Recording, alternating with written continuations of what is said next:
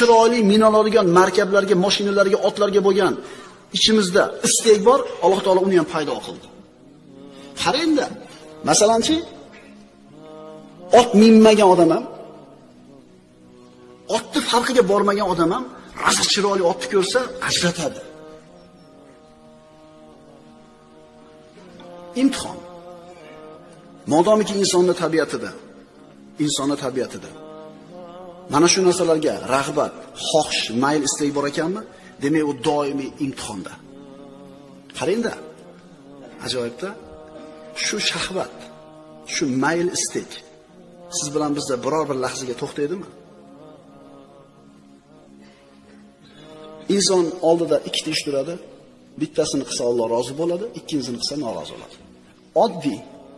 Buni qilsang rozi bo'ladi Robbing, buni qilsang rozi bo'lmaydi Robbing. Ixtiyor seni qo'lingda.